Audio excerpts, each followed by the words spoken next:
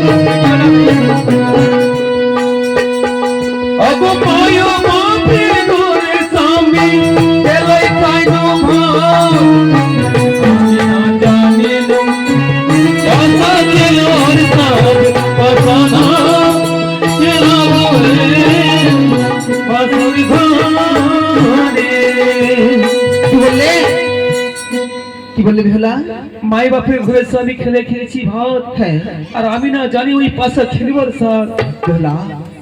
তুমি চেয়ে দেখো, এই বাসঘর কত সুন্দর করে বানিয়েছে আমার পিতা।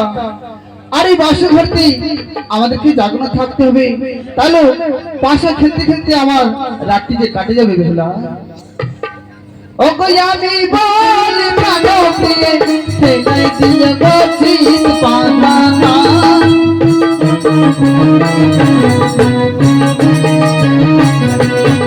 ওরে বিধারে রাতে কে পানা তেলি বাড়ি ইউহিত পানা।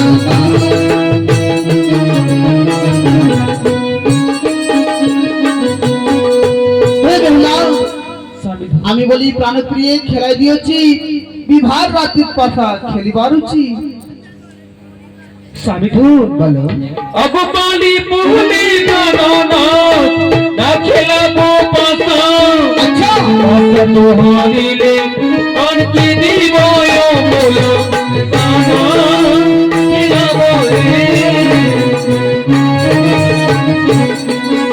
অগপালি পুল না খেলাবো পাশা। পাশা তো হারিলে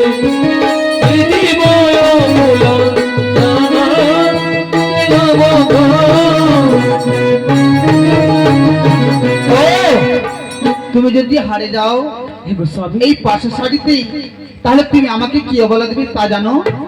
হ্যাঁ সত্যি জানো না? না। ওরে আমরা হারিলে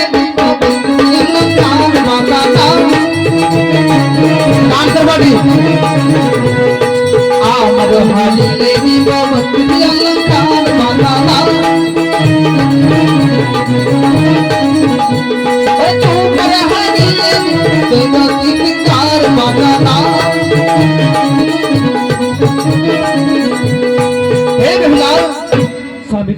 আমার হারিয়ে দেবো তোমার 32 লঙ্কা, তোমার হারিয়ে দেবো তোমার সুরতি সিংহার। সুরতি সিংহার? হ্যাঁ।